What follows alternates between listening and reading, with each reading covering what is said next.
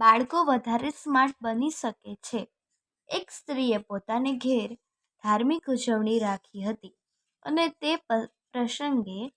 પ્રસંગ માટે ખૂબ બધા લાડુ બનાવ્યા. તેના પુત્રને રસોડામાંથી મીઠાઈ ચોરવાની આદત હતી.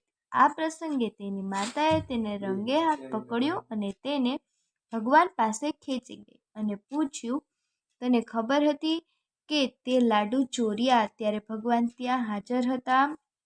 હા, છોકરાએ જવાબ આપ્યો, અને તેઓ બધો વખત તારી સામે જોતા હતા. હા, ફરી છોકરાએ કહ્યું, અને તને શું કહેતા હતા એવું તને લાગે છે? તે છોકરાએ જે જવાબ આપ્યો તેણે તેની માને સાવ ચીરી નાખી. આ વાર્તામાંથી 2 પ્રશ્ન પૂછીશ, એનો હું જવાબ પણ આપીશ. તો પ્રશ્ન 1 છે, છોકરાનો જવાબ શું હતો?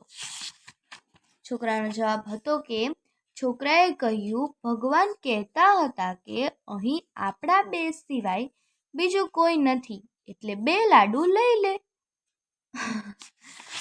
બીજો પ્રશ્ન છે, આ વાર્તાનો સૂચિતાર્થ શું છે? તો આનો જવાબ છે, અહીં થયેલી રમૂજ કદાચ તમે માણશો, પરંતુ ગહન સત્ય એ છે કે આપણે ભગવાનને જોયા નથી. તે માત્ર આપણા મનનો એક ખ્યાલ છે.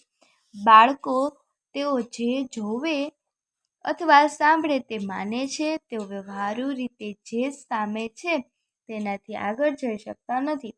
તેમને રાક્ષસ વિશે કહેવું, કંઈક કરવા અથવા ન કરવા માટે બીક દેખાડવી, એવા જ કારણસરો તેમને ઈશ્વર વિશે કહેવા બરજ રહે છે.